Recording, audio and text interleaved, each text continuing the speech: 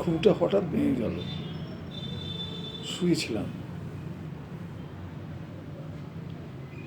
হঠাৎ মনের মধ্যে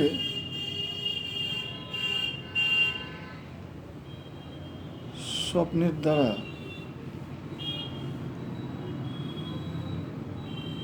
কিছু ভাবনা মাথার মধ্যে চলে আসলো।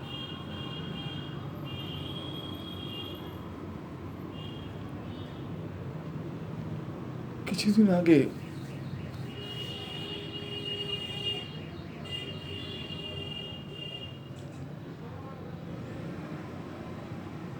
অনেক রকম ফেসবুকে নানা রকম আলোচনা, বিভিন্ন কথা, গল্প শুনি।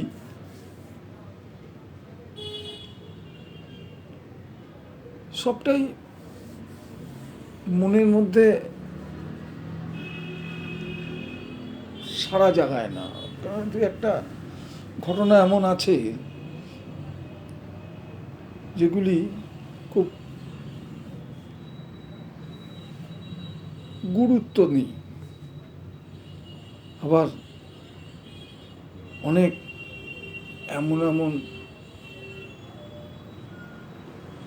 ঘটনা উল্লেখ থাকে, কবিতা, সময়, সিচুয়েশন, সব কিছুর মধ্যে দিয়ে কিছু কিছু ছবি ফুটে ওঠে মানুষের জীবনে, যা কিনা মনে খুব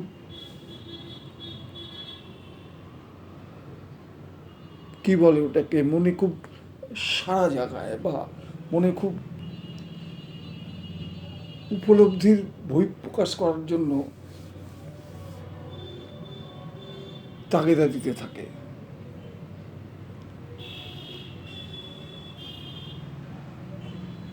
আজকে সত্যি কথা বলতে কি, আমাদের তো বিবেক টিবেক বলে এখন আর কিছু নেই। ও রাস্তায় বেরোলে আমি আমার মতন চলি, মানুষ মানুষের মতন চলে, একে অপরের যে সাবধানতা অবলম্বন করা, যেটা আমরা বলি যে আমার জন্য কারোর অসুবিধে না হয়, এইসব মানবিকতা, এইসব মানসিকতা আর আজ সমাজের মধ্যে নেই।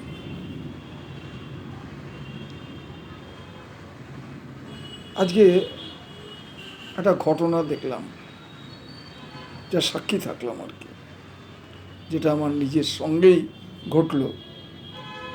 একটি 13-14 বছরের একটি ছেলে, সে ফুটপাত দিয়ে খুব জোরে সাইকেল চালিয়ে যাচ্ছে। দেখে বুঝতে পারলাম বাবা মা কিনে দিয়েছে, হয়তো বাবা মা বলেছে হাউজিংয়ের মধ্যে চালাতে। সে সেখান থেকে বেরিয়ে এসে তার ভেতরে ভয় ভীতি সবই থাকা সত্ত্বেও সে ফুটপাতের উপর দিয়ে তুলে জানে আর যে উল্টো দিক দিয়ে গাড়ি আসবে না।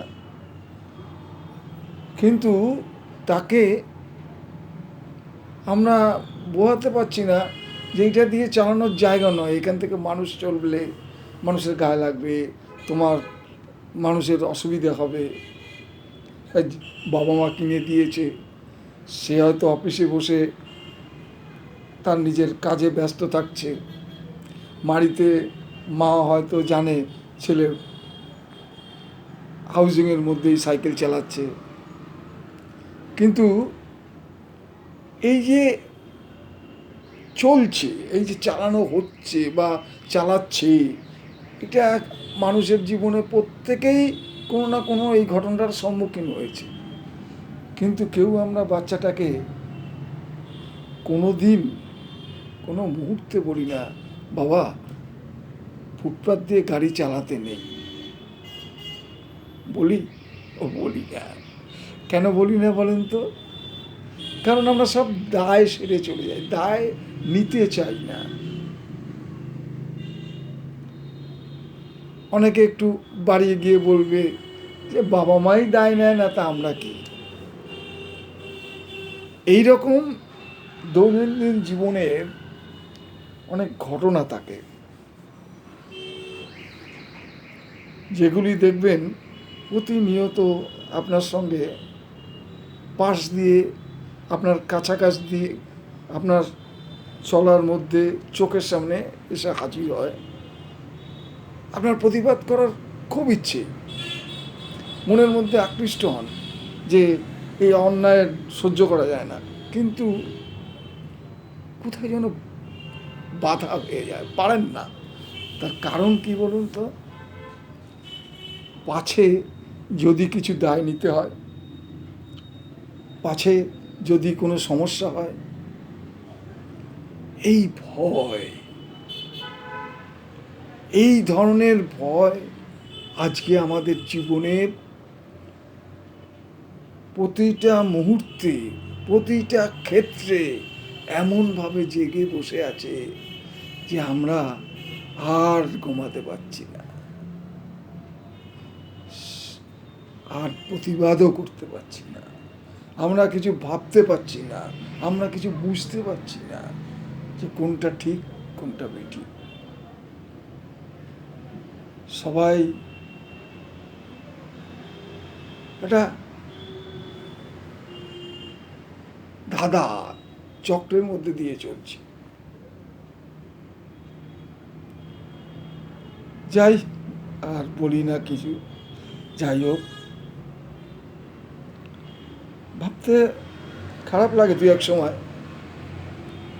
জীবনে শেষ বয়সে এসে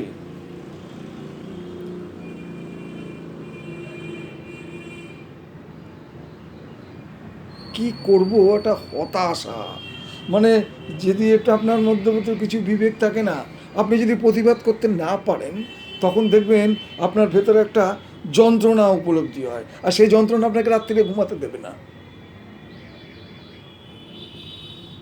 এটা আমার ক্ষেত্রে নয়, প্রতিটি বিবেকবান মানুষের জন্য হচ্ছে। রাতের পর রাত তারা চোখ বন্ধ করতে পারে না, ঘুমাতে পারে না, কারণ তাদের হাত পা মুখ মাথা সমস্ত যেন বন্ধ করা, দড়ি দিয়ে আষ্টে পিষ্টে বেঁধে রেখেছে ভয়।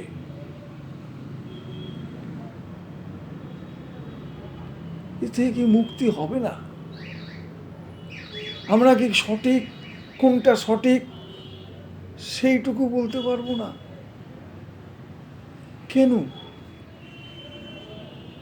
ভেবে দেখেছেন? ভাবেন? আপনিও বলবেন আমি অসহায় সেই মানুষটি বলছি, যে ঘরের মধ্যে মশারির মধ্যে শীতের রাতে পাশে লেপ, একদম সুস্থ পরিবেশে আবদ্ধ হয়ে বড় বড় সংলাপ বলছি, তাই না? সত্যি ঠিক ঠিক ধরেছেন, সত্যি তাই। কারণ আমারও কিছু করার নেই, আমিও ভয় পাই পাছে বয়স হয়ে যেত, কেউ টোন করলো, কেউ টিটকারি করলো, কেউ একটা ধাক্কা মারলো, নিজের মান, নিজের মর্যাদা সবটাই ধ্বংস হয়ে যাওয়ার ভয়। ধ্বংস ধ্বংস। হায় রে মানুষ, থাক, অযথা বকবক করে লাভ নেই। আমাদের চলছে চলবে, চলছে চলবে, চলছে চলবে, চলছে চলবে, চলছে।